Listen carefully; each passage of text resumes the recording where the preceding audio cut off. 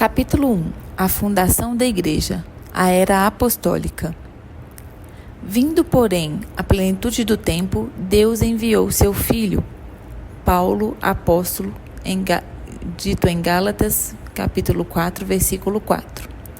O apóstolo Paulo escreveu o seguinte em Gálatas, capítulo 4, versículo 4.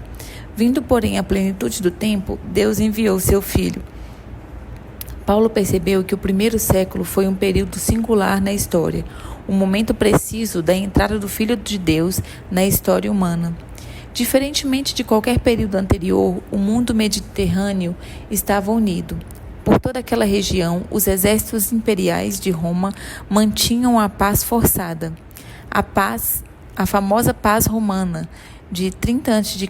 a 180 d.C. Enquanto os exércitos protegiam o império dos ladrões e dos piratas, o comércio florescia na terra e no mar. O resultado disso foi prosperidade e riqueza. Roma trouxe estabilidade e ordem às suas cidades, com alimentação e jogos públicos às expensas dos impostos pagos pelos cidadãos. As estradas romanas forneceram a infraestrutura que permitiu a interligação de todo o império. Em decorrência disso, o exército podia estar em qualquer ponto necessário no espaço de até 2 semanas. As comunicações feitas pelo imperador viajavam com velocidade jamais vista em impérios anteriores. Pela providência divina, a igreja primitiva também se valeu dessa rede de comunicação para espalhar o evangelho. Enquanto se movia com facilidade por todo o domínio, o exército imperial levava a cabo as ordens de César com eficiência e disciplina. Porém, o evangelho também alcançou o exército. Paulo, por exemplo, fala de crentes na guarda pretoriana, a força da elite mais próxima do imperador. Filipenses capítulo 1, versículo 13. Pela instrumentalidade dos soldados romanos, o cristianismo chegou à Bretanha. O impacto do cristianismo sobre o exército foi tão grande que um historiador declarou que o exército romano teve um papel importante na propagação do evangelho. O mundo romano também era um mundo grego. Roma conquistara militarmente os gregos, mas em vários aspectos intelectuais, os gregos conquistaram a Roma. A língua comum daquele tempo era o grego koiné, o idioma espalhado por todo o império de Alexandre o Grande. Essa foi a língua escolhida pela soberania divina para a revelação do Novo Testamento. Além disso, a filosofia grega influenciou fortemente o modo de pensar do mundo romano. Os filósofos gregos queriam conhecer a verdade e o lugar dos seres humanos no universo. A despeito das variações na filosofia grega, a maioria de seus filósofos compartilhava a crença na existência de um reino além do mundo físico, chamado o domínio do transcendente. O cristianismo aproveitou-se dessa fome pela verdade e pela realidade metafísica. Isso pode ser visto em várias situações da vida de Paulo, como no encontro com filósofos registrados em Atos capítulo 17 e na apresentação de Jesus em Colossenses capítulo 1. Além da argumentação filosófica de Paulo no Evangelho e na primeira epístola. O mundo grego-romano estava intelectualmente configurado para receber o Evangelho. A alegria e a ansiedade religiosas pulsavam no mundo romano. Joséfo, historiador judeu do primeiro século, falava dos cultos orientais dos falsos messias e do fervor religioso que permeava o império. Muitos em Israel imaginavam a chegada iminente do Messias. Os zelotes queriam começar uma revolução contra Roma. Os essênios queriam um profeta de luz para acabar com as trevas do mal. Os fariseus queriam um líder nacionalista que restaurasse a lei e libertasse Israel do jugo romano. Além disso, depois do exílio dos judeus, séculos antes, e da subsequente diáspora, a migração dos judeus por todo o Império Romano, as sinagogas passaram a representar a presença judaica nas principais cidades. Sempre que entrava numa cidade, Paulo levava a mensagem do Evangelho primeiramente aos judeus, na sinagoga. Depois ele ia falar com os gentios.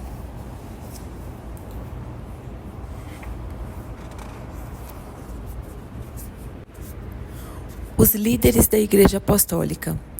Pedro. O Pentecostes, ocorrido 50 dias depois da crucificação e 10 depois da ascensão de Cristo, marca o nascimento da igreja. O milagre das línguas, quando o Espírito encheu 120 crentes que estavam esperando e orando, causou grande sensação. Alguns observadores acusaram os cristãos de embriaguez. Nesse momento, Pedro surge como porta-voz da igreja primitiva. Pedro é o personagem principal dos primeiros 15 capítulos de Atos. Por ter sido o primeiro entre os 12 a ver Jesus ressurreto, ele surge como líder da pequena comunidade de crentes antes do Pentecostes. Atos, capítulo 1, versículo 15. Ele até mesmo insistiu em Judas Iscariotes fosse substituído. Em Pentecostes, ele pregou um sermão inspirado pelo Espírito, resultando em 3.000 conversões. Pedro ultrapassou os limites do judaísmo exclusivista ao falar sobre Jesus, afirmando: não há salvação em nenhum outro, porque abaixo do céu não existe nenhum outro nome dado entre os homens pelo qual importa que sejamos salvos. Atos capítulo 4, versículo 12. Ele realizou milagres, desafiou as autoridades de Jerusalém, disciplinou Ananias e Safira e estabeleceu diáconos como auxiliadores para que os apóstolos pudessem estudar e pregar. Apesar de seu deslize em Antioquia, quando se afastou da comunhão com os gentios convertidos, Gálatas capítulo 2, versículo 14, Pedro defendeu a expansão do evangelho no mundo gentílico. Como o orador que levou o concílio de Jerusalém, em 49 d.C., a tomar uma decisão, em Atos capítulo 15, Pedro defendeu brilhantemente a recepção da igreja gentílica. Depois do concílio, o livro de Atos silencia em relação a Pedro. Não há como relatar com precisão quais foram suas atividades. Contudo, podemos ser definitivos quanto à defesa de sua autoria, de 1ª e 2ª Pedro. Será que Pedro foi o fundador da igreja de Roma, seu primeiro bispo e, consequentemente, o primeiro papa? Evidências incompletas apontam para um trabalho missionário realizado por ele em Antioquia e mais tarde em Roma, mas não existem evidências de que tenha sido bispo de Roma ou permanecido muito tempo naquela cidade. O fato é que estudos recentes mostram que a igreja tinha uma estrutura presbiteriana no 2º século e bastante descentralizada no século IV. É difícil afirmar que Roma foi o centro eclesiástico. Quanto mais teólogos da igreja cristã primitiva, teólogo da igreja primitiva. Na melhor das hipóteses, foi apenas um lugar de honra. O fim da vida de Pedro está envolto pela tradição. A melhor evidência afirma que sua morte como mártir durante as perseguições de Nero, por volta de 68 d.C. O livro apócrifo Atos de Pedro afirma que ele morreu crucificado de cabeça para baixo numa cruz romana. A questão de ele ter sido crucificado não se encaixa com as palavras de Cristo em João capítulo 21, versículo 18 e 19. Simplesmente não é possível ter certeza quanto ao restante da tradição. João, uma das colunas da igreja de Jerusalém, Gálatas 2:9, João, irmão de Tiago e filho de Zebedeu, era colega de trabalho de Pedro, relatado em Atos capítulo 1, versículo 13, capítulo 1, versículo 1 ao 4 e 23, capítulo 8, versículos 14 ao 25. Juntos curaram e pregaram em nome de Jesus, o Messias, quando lhes era ordenado para parar, obedeciam a Deus em vez de aos homens. Ao impor as mãos sobre os novos convertidos samaritanos, Pedro e João exerceram a supervisão geral sobre a florescente igreja de Samaria.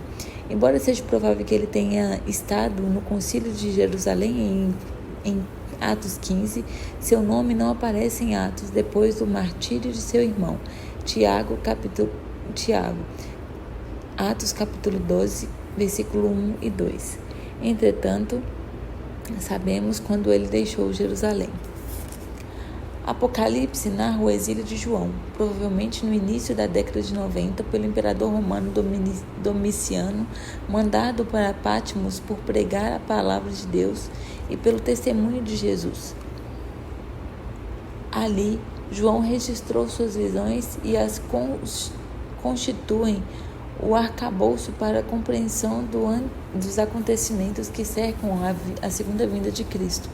Ao que parece, o imperador Nerva libertou João do exílio entre 96 e 98 depois de Cristo. Depois do exílio, a evidência mais confiável coloca João em Éfeso, onde depois de viver até a idade avançada, morreu de morte natural.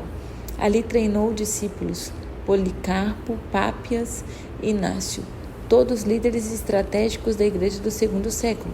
O fato é que seu papel de mentor pode dar significado ao título autoconferido de presbítero, presente na abertura de 2ª e 3ª João. Seus escritos foram as mais significativas contribuições da igreja à igreja.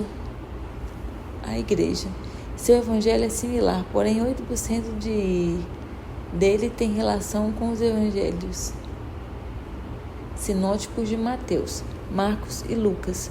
Os 92% restantes são informações exclusivas, mas excepcional é seu ensinamento sobre a divindade de Cristo Jesus e é o Logos eterno. Capítulo 1, versículos 1 ao 18. O grande eu sou. Do mesmo modo, João dá ênfase ao Espírito principalmente no discurso sobre o cenário. Ali, Jesus, o Pai, se o Pai que enviasse outro Consolador para habitar nos crentes, ensinar-lhes a verdade e capacitá-los embora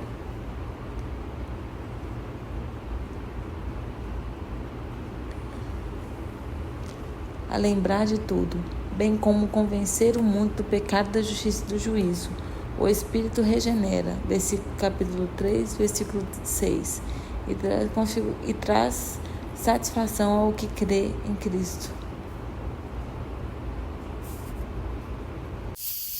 Paulo. Outro importante líder da Igreja Apostólica foi Paulo. Nele encontram-se 3 grandes tradições na Antiguidade. Em termos religiosos, ele era judeu, culturalmente grego e politicamente romano. Nasceu em Tarso, cidade universitária de porte e a principal cidade da província da Cilícia. Paulo compreendia a herança judaica em termos de aliança abraâmica. Filipenses, capítulo 3, versículos 5 e 6. É possível que seus pais tenham lhe dado o nome de Saulo em referência a Saul, o primeiro rei de Israel, também da tribo de Benjamim. Paulo foi instruído no farisaísmo na escola rabínica de Jerusalém, dirigida por Gamaliel. Atos 22, versículo 3 e Filipenses 3, versículo 5. Sua familiaridade com escritores gregos, Atos capítulo 17, versículo 28, 1 Coríntios 15, 33 e Tito 1, 12, e o uso da argumentação grega, Romanos 2, versículo 1, capítulo 3, versículo 20 e Colossenses capítulo 1, do 15 ao 20, sugerem uma influência greco-romana. Os fariseus não eram particularmente tolerantes em relação a novos movimentos religiosos. Desse modo, quando os que eram do caminho chegaram a Damasco, Atos capítulo 9, versículo 1 e 2, o rabino Saulo não teve dificuldade em aceitar o encargo do sumo sacerdote de extraditar judeus para Jerusalém. No caminho para aquela cidade, ele teve um encontro com o Messias ressurreto. Cerca de 13 anos separaram a conversão de Paulo de sua primeira viagem missionária, 48 depois de Cristo. Paulo afirmava ser missionário aos gentios. As viagens missionárias documentadas por Lucas em Atos confirmam isso. A primeira delas é provavelmente a que provocou mais controvérsia. Naquela viagem, Atos capítulo 13 e 14, Paulo e Barnabé evangelizaram Chipre e parte sul da Galácia. À medida que as igrejas dos gentios floresceram, duas perguntas fundamentais surgiram. Qual era o relacionamento entre o cristianismo e o judaísmo? De que maneira uma pessoa é justificada? Um grupo judaizante proveniente da Judeia insistia na necessidade da circuncisão para a salvação, o que contradizia o evangelho da graça que Paulo pregava. A consequência foi o Concílio de Jerusalém, registrada em Atos capítulo 15. O concílio confirmou a doutrina da graça pregada por Paulo, adicionando apenas que os gentios convertidos se abstivessem de determinadas práticas. Assim, a Igreja-mãe confirmava o ministério paulino da justificação pela fé e nada mais. Logo após o concílio, Paulo embarcou em mais duas viagens missionárias, registradas em Atos capítulo 15, versículo 26 e capítulo 21, versículo 16.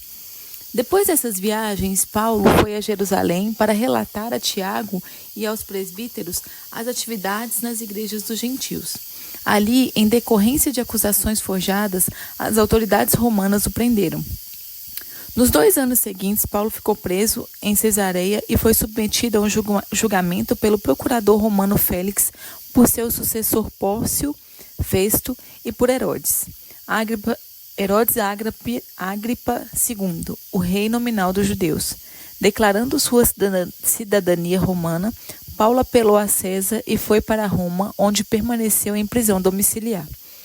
Por causa da dificuldade para determinar com exatidão a cronologia, os nomes dos lugares mencionados nas epístolas pastorais, 1 e 2 Timóteo e Tito, parece melhor aceitar a hipótese de que Paulo foi libertado e que ministrou durante mais 6 anos. Alguns estudiosos sugerem mesmo que Paulo não apenas ministrou na Ásia Menor e na Grécia, como alcançou a Espanha antes de ser preso no auge da perseguição ordenada por Nero. É bastante provável que ele tenha sido decapitado na primavera de 68 depois de Cristo. Mulheres importantes do Novo Testamento. As Escrituras declaram a igualdade dos homens e mulheres, ambos criados à imagem de Deus. Gênesis capítulo 1, versículo 26 e 27. Os detentores da mesma posição em Cristo. Gálatas capítulo 3, versículo 28. Embora a Bíblia proclame a igualdade entre os sexos, ela também defende as diferenças funcionais dos papéis desempenhados no lar. Efésios 5, versículo 22 e 33, Colossenses capítulo 3, versículo 18 e 19. E na igreja, 1 Coríntios capítulo 11, do 2 ao 16, capítulo 14, do 33 ao 36, 1 Timóteo capítulo 2, versículo 8 ao 15, capítulo 3, do versículo 1 ao 13, capítulo 5, do versículo 1 ao 25 e Tito capítulo 1, versículo 6 ao 9. Independente do significado preciso e das aplicações dessas passagens paulinas tão importantes, o fato é que a história da igreja testemunha um número extraordinário de mulheres na igreja primitiva. O evangelho foi uma força libertadora no mundo antigo, desafiando velhas tradições enraizadas no preconceito humano. Essas foram gradualmente desaparecendo. Desprezo, discriminações e referências degradantes não raro caracterizavam os ensinamentos rabínicos sobre as mulheres. Os rabinos, por exemplo, eram incentivados a não ministrar ensinamentos religiosos a mulheres e nem mesmo falar com elas. De acordo com a tradição judaica, as mulheres jamais poderiam ser incluídas na contagem do quórum para o funcionamento das sinagogas. mas Lucas citou homens e mulheres batizados e perseguidos que contribuíram para o crescimento da igreja. Atos capítulo 5, versículo 14, capítulo 8, versículo 12, capítulo 9, versículo 2, capítulo 17, versículo 4 e versículo 12. Mulheres nos dias de Jesus.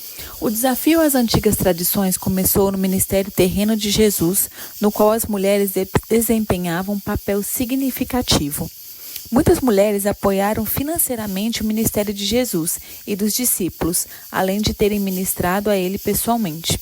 Mateus capítulo 27, 55 e 56, Marcos capítulo 15, versículo 40 e 41 e Lucas capítulo 8, versículo 3. Os evangelhos descrevem com normalidade Maria, irmã de Marta, sentada aos pés de Jesus. Honra normalmente reservada aos homens. Várias mulheres tiveram a importante distinção de proclamar as notícias sobre a ressurreição de Jesus. Honra bastante notável à luz dos ensinamentos judaicos severos sobre a validade de um testemunho. As mulheres não estavam apenas envolvidas no ministério de Jesus, mas também participaram dos acontecimentos em Pentecostes. Atos capítulo 1, versículo 14. Uma vez que a narrativa dos acontecimentos do cenáculo tem continuidade em Atos capítulo 2, devemos presumir que as mulheres presentes foram do mesmo modo cheias do Espírito Santo em Pentecostes 2, versículo 1 e 4. Mulheres na igreja primitiva. Atos também oferece relatos de mulheres desempenhando papéis ativos no ministério da igreja primitiva. Dorcas, Tábita, foi a única mulher no Novo Testamento a ser chamada discípula. Sua morte causou grande agitação em Jope, levando os discípulos a insistir com Pedro em que viesse até eles, pois estava ali perto, em Lida. Pedro orou e Dorcas foi ressuscitada. Maria de Jerusalém, mãe de João Marcos, era uma rica viúva cuja casa tornou-se um ponto de encontro vital da igreja de Jerusalém. Foi ali que a jovem igreja encontrou refúgio e segurança durante a intensa perseguição de Herodes Agripa. Lídia, uma comerciante rica e aparentemente a primeira convertida de Paulo na Europa, abriu seu lar para Paulo e Silas. Mas a igreja primitiva não se limitava às mulheres ao ministério não verbal. Uma das mulheres mais notáveis do Novo Testamento foi Priscila, ou Prisca. Ela e seu marido, Áquila, alguns dos primeiros convertidos à fé, foram banidos de Roma. Eles se tornaram amigos íntimos de Paulo, com quem compartilhavam a hospitalidade e a profissão de fazedores de tendas. Atos capítulo 18, versículo 1 ao 3. De alguma maneira, haviam arriscado a vida a favor de Paulo. Romanos capítulo 16, versículo 3 ao 5. Talvez, ao mesmo tempo, despertavam a consciência do apóstolo sobre o crescimento da igreja de Roma. Mais significativo foi o fato de Priscila e Áquila terem tomado Apolo, o eloquente pregador natural de Alexandria, e, com mais exatidão, eles lhe expuseram o caminho de Deus. Atos capítulo 18, versículo 16. Obviamente, Priscila conhecia a verdade bíblica e podia explicá-la com clareza. O fato de o ministério desse casal ser bem conhecido e difundido é evidenciado pelas frequentes referências feitas aos dois nos textos de Paulo. Romanos capítulo 16, versículo 3, 1 Coríntios capítulo 16, versículo 19 e 2 Timóteo capítulo 4, versículo 19. A tradição afirma que Priscila foi martirizada em Roma. Outra mulher de grande importância no Novo Testamento foi Febe, Romanos 16, 1 e 2. Provavelmente por ter sido portadora da carta de Paulo aos crentes de Roma, o apóstolo a recomende à igreja romana, pedindo que a recebam no Senhor como convém aos santos, e que a ajudem em tudo que de vós vier a precisar. Ele também se refere a ela como sua protetora, deixando claramente implícita suas funções ativas e importantes na igreja. Estaria ela, portanto, representando Paulo com algum poder oficial, talvez como diaconisa. Aqui está servindo. Como alguns têm defendido? Com base nesses 2 versículos, é impossível ter plena clareza de sua posição de autoridade na igreja de Cencreia. Contudo, está claro que Febe era suficientemente importante para que Paulo mudasse seu costume para destacá-la e pedir que a igreja de Roma cuidasse bem dela. 2 passagens mostram que mulheres agiram como profetisas na igreja primitiva. O texto de Atos, capítulo 21, versículo 9, apresenta Filipe, o evangelista, como pai de 4 filhas que profetizavam. Diante das instruções de Paulo, em 1 Coríntios 11, 5, parece que as filhas de Filipe não eram exceção, pois as orientações paulinas para que as mulheres cobrissem a cabeça aparecem no contexto de mulheres que ora ou profetiza no culto de adoração. Qualquer que seja a natureza desses ministérios, as mulheres capacitadas pelo Espírito Santo exerciam notáveis responsabilidades na igreja primitiva. Outras mulheres desempenharam papéis ministeriais importantes no Novo Testamento. Evódia e Sintique, Filipenses 4, versículo 2 e 3, foram identificadas como cooperadoras de Paulo, uma notável designação quando se pensa que Paulo também se referiu a Tito e a Timóteo como cooperadores. Paulo também classificou Andrônio e Júnias, ou Júnia, provavelmente marido e mulher, como notáveis entre os apóstolos, Romanos 16, versículo 7, o que muito provavelmente é referência ao papel designado a eles pela Igreja de Roma para realizar tarefas especiais, e não para o ofício de apóstolo encontrado no Novo Testamento. Por último, na lista de cooperadores de Romanos 16, 10 das 29 pessoas citadas por Paulo eram mulheres. Assim, vemos que as mulheres desempenharam um papel decisivo nos primórdios do cristianismo. Seu trabalho tanto complementava as tarefas dos homens, quanto envolvia algumas responsabilidades de liderança. Embora não existam exemplos formais registrados de mulheres evangelistas, presbíteras ou professoras das verdades bíblicas, sua função era vibrante e fundamental para o progresso constante do Evangelho. Um testemunho incontestável do poder libertador de Jesus Cristo. Com a morte de Pedro, Paulo e João, o papel da liderança passou para uma nova geração, os pais apostólicos. Eles se colocaram sobre os ombros dos gigantes, mas sua teologia não foi muito desenvolvida. Abordaremos essa história no próximo capítulo. Perguntas para debate. Pergunta 1. O que foi a Pax Romana e quais foram algumas das suas características? Pergunta 2. De que maneira o grande sistema viário romano ajudou a espalhar o Evangelho? Capítulo 3. Pergunta 3. Cite algumas das importantes contribuições da filosofia grega para o estabelecimento do mundo romano. Pergunta 4. Quais eram alguns grupos do judaísmo no primeiro século e suas expectativas? Pergunta 5. Liste algumas contribuições decisivas feitas por Pedro, Paulo e João à Igreja Apostólica. Pergunta 6. De acordo com o Novo Testamento, que papéis as mulheres desenvolviam na igreja primitiva?